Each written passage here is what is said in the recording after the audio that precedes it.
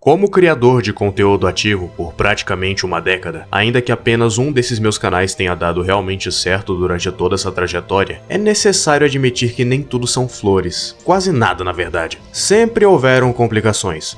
Um vídeo que se houve uma dedicação a mais, mas que não teve um retorno satisfatório, um vídeo que foi feito mais por obrigação, um vídeo que a produção foi turbulenta, e até mesmo vídeos que, pessoalmente falando, não foi a melhor das experiências. E esse último caso pode se aplicar facilmente ao meu vídeo onde eu analisei Dragon Ball Rage. Um vídeo que teve um bom retorno. Um vídeo onde foi possível fazer humor, mas que nos bastidores foi complicado. Na época eu estava passando por um momento complicado na minha vida que ainda não me recuperei totalmente. E ler um produto ruim feito por uma pessoa de caráter questionável não ajudou muito. É até peculiar pensar que, mesmo que eu tenha falado de produtos piores em alguma medida, nenhum deles foi uma experiência tão desgraçada assim. E com isso, alguns de vocês podem imaginar a minha reação de puro desgosto quando, em uma madrugada, eu descobri por acidente o perfil do autor no Twitter, e que ele terminou sua história ruim, porém em formato de uma novel postada no Wattpad, vulgo a pior plataforma possível para se publicar livros hoje em dia. Eu recomendo fortemente que você veja o meu vídeo falando do mangá em si, mas vou dar um pequeno resumo dessa saga. Dragon Ball Rage é um fanmangá criado por Jairus Smith, que foi postado originalmente na Webtoon, mas que mais tarde ganhou uma versão traduzida para o português. Com uma história focada em Gohan superando seus poderes para enfrentar inimigos, tudo ali era um desastre. Traço ruim, história ruim, roteiro ruim e aquele tempero de mau gosto que acabou tornando esse mangá indiscutivelmente em um meme, principalmente na gringa. E cá entre nós com todas as razões possíveis. E hoje estamos aqui para ler o resto dessa desgraça. E bom, é nesse momento que eu já iria pedir o ritual padrão para começarmos, mas decidi algo levemente diferente. Pessoas que não me conhecem ou que me conhecem e se preocupam minimamente comigo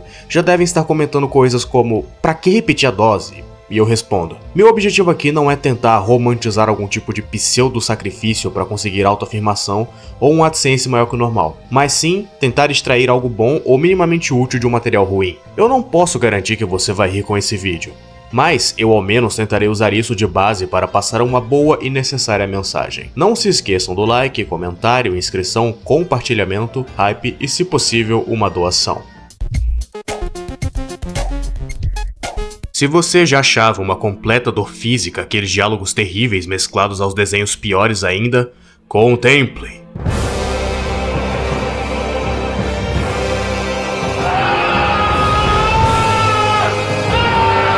Emojis para representar as expressões dos personagens e quase nenhuma narração para contextualizar as cenas. Essa é literalmente a primeira vez que vejo algo assim, e olha que eu já vi muito do que o submundo do Wattpad pode proporcionar. Mas resistindo ao máximo, vemos que Gohan e Vegeta realmente vão lutar, e Bills faz questão de dizer que quer que seja um evento emocionante. Como se um maldito desses ainda tivesse em posição de exigir algo depois do que ele fez, não é? E então temos um diálogo muito confuso sobre o Vegeta e o Gohan trocando provocações antes de saírem na porrada de fato. Mas eu literalmente não consegui entender quase nada. Aparentemente o Gohan tava falando que saiu na porrada com o Vegeta no finalzinho da saga Freeza para defender a honra do Goku, mas como homem, ele nunca aceitou ter apanhado. Vamos, homens! Gozem à vontade. Tá, né? Depois disso, Freeza e Cooler estão cada vez mais próximos da Terra e dão a entender que também pretendem se livrar do Bills de alguma maneira. Em meio a trocentos diálogos expositivos que apenas servem para reafirmar o óbvio para o leitor, que no caso é que Gohan e Vegeta estão muito mais fortes do que anos atrás, ambos assumem suas formas mais poderosas de uma maneira emocionante. E o grande combate começa. Soco de esquerda, pega. Soco de direita, pega. Aperta a pegada, puxa para uma cabeçada. Essa cabeçada deve ter doído, hein? Ataca Vegeta com velocidade intensificada para acertar um soco de direita no estômago. O quê? Lança um gancho de direita. Esquiva, então conecta um gancho de esquerda no rosto e começa a acertar vários golpes no rosto e no corpo. Parece que Gohan agora está na vantagem. Sim, mas eu me pergunto por quanto tempo. Chute de moinho de vento lança Vegeta no ar, seguido de um chute de direita de 360 graus, fazendo cair de volta no chão. Muito bem, hein, Gohan? Tudo bem, já machuquei vocês o suficiente. E o que eu posso dizer? Irmão, que desgraceira foi essa? Sério, mano, eu juro que isso aqui chega a ser 500 vezes pior que roleplay de luta com o iniciante. O bagulho é o cúmulo do juvenil. Sério mesmo que era tão difícil escrever uma narração de combate com mais detalhes? Eu não estou de sacanagem que o chat GPT pode fazer um parágrafo com o mínimo de coreografia e construção de atmosfera. Que horror, cara. E bom, o esperado acontece, pois Freeza e Cooler enfim chegam à Terra. O pessoal então se reagrupa esperando a chegada dos vilões, E temos mais um motivo para odiar todo esse texto, pois o Goku do Super insiste em aparecer por aqui, dizendo que está muito animado para conhecer o novo vilão que está junto de Frieza. E o meu erro foi acreditar que isso seria só uma cena rápida, pois mesmo com a ameaça iminente, o Goku fica todo tipo, ai Vegeta, mas você não tá animado pra ver se o cara é forte? Revolta extrema é o que define meus sentimentos no momento. O pior disso tudo é que o Vegeta magicamente cai na conversinha do Goku, mesmo quando o Gohan apresenta a solução mais inteligente, que é o maior número e com tudo pra cima daqueles que estão em menor número. O Vegeta mete que o Gohan não tem orgulho Saiyajin e que vão lutar separados. Para um Saiyajin, o orgulho é tudo! Aí a gente tem um diálogo desnecessariamente gigantesco, onde o pessoal na Corporação Cápsula fica relembrando do passado, mas tudo gira em torno do Gohan. Ô Gyros, todo mundo aqui já entendeu que você é fanboy do personagem. Na verdade, você talvez até tenha se colocado nele como um self-insert, mas você poderia parar de babar o próprio ovo por pelo menos 1 minuto? A gente finaliza o capítulo com essa pérola. O cara literalmente meteu uma trilha sonora dentro do texto, com marcação de tempo e tudo. É a primeira vez que vejo algo assim, mano. Na moral. E sinceramente eu nem sei porque eu tive esperança de que seria ao menos uma música de combate maneirinha, pois na verdade é só uma música genérica de trailer de filme de super-herói. Sinceramente eu quase nem tenho o que comentar aqui, porque nem o chat GPT faria algo tão genérico. Além da gente ter aquelas cenas manjadas de todo mundo preocupado com a aparição dos vilões, tem aquela desgrama dos Saiyajins discutindo quem vai lutar com quem, numa tentativa chula de fazer humor, que na moral, nem no Z funcionava pra mim. Sério, eu nunca achei graça daquela cena do pessoal na nave do Babidi fazendo Joaquim Pô. Desculpa aí, fanboys. De qualquer forma, o Gohan acabou indo lutar com o Freeza, e o Vegeta foi lutar contra o Cooler. E é literalmente a mesma coisa que a luta do Gohan contra o Vegeta. É só um monte de palavrinha e grito que tenta formar alguma cena emocionante. Mas no fim ficou tudo preso na mente desse autor imbecil, e sinceramente é melhor que permaneça assim. Ainda mais quando ele insiste em meter personagens discutindo planos à vista do inimigo, e cenas onde o prota comete erros de iniciante, só pra ter aquelas cenas do aluno sendo repreendido pelo mestre. Isso aqui parece mais um Ctrl-C, Ctrl-V do capítulo anterior, porque é a mesma estrutura, uma luta absolutamente desinteressante e mal escrita, regada a diálogos insuportavelmente expositivos. Tanto que eu demorei pra perceber que o Tenshinhan, o Kuririn e o Yantia estavam indo ajudar, entre aspas, gigantes. Porque o que diabos poderiam fazer a essa altura do campeonato? E bom, me incluindo na lista de revoltas, Gohan mais uma vez age igual um babaca arrogante, e ao invés de acabar com o Freeza de uma vez, ele dá uma brecha muito óbvia pra ser derrotado. Aí se cria toda uma tensão artificial.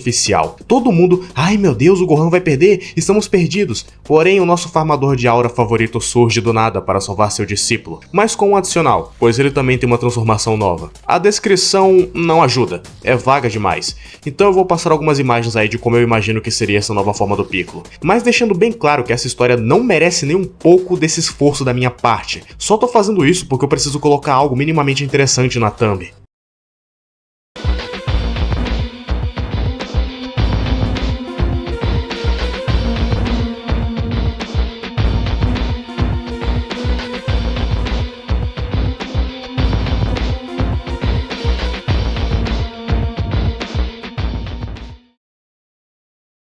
Enfim, chegamos na metade da história, e como manda a tradição, vamos descascar ainda mais essa aberração. Eu vou ser sincero, apesar do mangá ser indiscutivelmente terrível, eu ainda tinha esperanças com essa novel. Não sobre ela ser bem escrita, claro que não, mas digo, ser minimamente bem montada, porque você só tornar seu texto em uma conversa de WhatsApp não te torna um bom escritor, só te faz soar estúpido e sem o mínimo de preparo. O autor cometeu todos os erros possíveis relacionados à escrita, mas eu não vou me arriscar a comentar aqui no vídeo, não por falta de conhecimento, mas sim porque isso tomaria um tempo gigantesco. Então esse é um apelo que faço. Pesquisa sobre escrita e você verá que não estou errado. Eu só vou me dispor a falar da história em si no final do vídeo, porque agora seria apenas mais uma perda de tempo. Assim como tentar atravessar qualquer avenida em Aracaju em horário de pico. Sério, bicho, o trânsito dessa cidade é simplesmente tenebroso.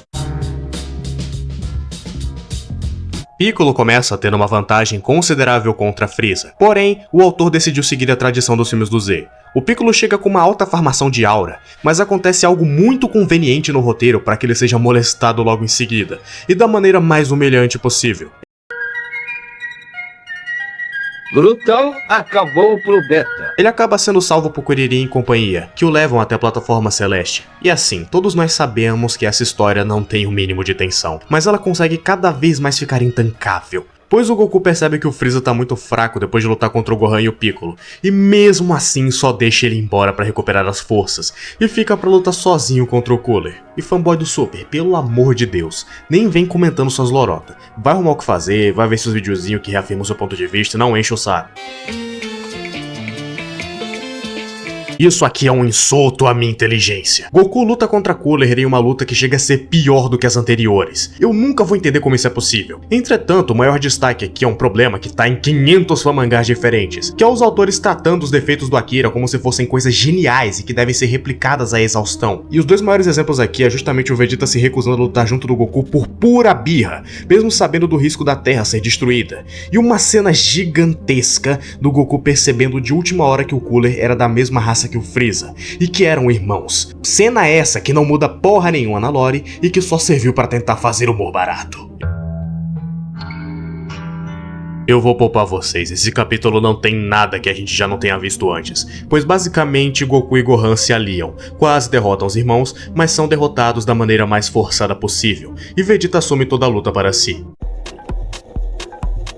Quero agradecer a todos que apoiam Dragon Ball Rage, e espero que gostem de ler esta conclusão épica da segunda temporada. Espero que um dia eu possa desenhá-la e animá-la para que todos vocês tenham a melhor experiência. Foguinho. Faça um favor para todos nós, Gyros. Não faça isso nunca. Vai procurar um emprego, doe pra caridade, vá pra igreja, sei lá. Só nunca mais escreva nada na vida. E resumindo o final, aparentemente o criador decidiu que o Gohan não seria mais o protagonista, pois quem assumiu completamente a história foi o Vegeta. Ele luta completamente sozinho contra o Cooler e o Freeza, com o direito a visões do Rei Vegeta fazendo um discurso motivacional. Eu dei gargalhadas a cada um desses discursos, porque o autor fez parecer que o Rei Vegeta era um cara extremamente bondoso e virtuoso em vida, o que sabemos que tá muito longe de ser verdade. Mas não só isso, pois Vegeta despertou o Super Saiyajin Royal Blue, transformação essa que o permitiu acabar com Cooler e Freeza de uma só vez, e a história acaba com os Zenos tendo a ideia de fazer mais um torneio ou algo assim. E é sério, é assim que Dragon Ball Rage acaba. Eu não aguento mais, cara, pelo amor de Deus. Jesus, que desastre. Dragon Ball Rage continua sendo o pior mangá que já li em toda a minha existência, mesmo que sua continuação tenha sido em formato de texto. Naquele meu primeiro vídeo eu reclamei muito como o autor tava querendo ser edgy e diferentão, mas acabou só sendo cringe e meio escroto. Aqui ele reduziu um pouco o nível, pois a história só ficou extremamente genérica e chata. Tão chata que ficou parecendo uma caricatura, um espantalho do que acham que seria Dragon Ball. É simplesmente intancável como Gyros se acha o maioral, mas faz uma história péssima como essa, sem nenhum capricho. E assim, eu lembro até hoje que mesmo eu tendo mostrado na prática todos os defeitos da história e as atitudes arrogantes do autor, ainda teve gente que no meu primeiro vídeo que se dispôs a colocar a mão no fogo por Dragon Ball Rage, defendendo a história como se fosse um projeto amável de fã e que eu estava sendo apenas babaca e injusto. E na moral, se tu tem culhão pra escrever isso, vai ter que ter culhão pra escutar umas coisas também. A maior razão de eu ter decidido que ia falar de Dragon Ball Rage de novo no canal é pra dizer que, se você quer ser reconhecido por algo que tenha feito, mesmo que o produto final não seja dos melhores, não seja um imbecil. Tomem como exemplo o PGV. Nem sempre ele acertou em ser um AF. Na verdade, ele cometeu muitos erros em sua história. Mas ninguém pode dizer que esse cara não é uma boa pessoa. Todos que já o conheceram pessoalmente sabem como ele é alguém muito amável. Tanto que, embora eu não acredite que se deva passar um pano para seus vacilos quanto à escrita, isso dificilmente é o foco em uma conversa sobre ele, provando que ele deu a todos motivos excelentes para ser lembrado, além de ser o nome mais influente sobre a AF. Já o Gyros, além de ter se provado um arrogante mediante também a seus tweets bizarros onde ele se acha o maioral, ainda fez uma história péssima e de mau gosto. O meu ponto é, mesmo se você acabar escrevendo uma história ruim, por falta de experiência, incompetência, o que quer que seja, não carregue a vergonha da sua história ser um reflexo da sua personalidade. Por favor, gente, principalmente vocês aí que devem ter menos de 15 anos, saibam ser boas pessoas com o próximo. Não se fechem nos seus mundinhos, nem todo mundo que possa te criticar quer seu mal. Pelo contrário, muitas vezes são essas coisas que nos fazem melhorar como pessoa. O mundo hoje está mergulhado em caos justamente por causa de pessoas que não aceitam ser criticadas de nenhuma forma. Então vamos fazer a nossa parte para que o nosso tempo nessa rocha flutuante no espaço seja mais suportável. Sejam educados, não fiquem xingando o amiguinho por causa de discordância, não fiquem presos em soberba. Fiquem com Deus e até mais.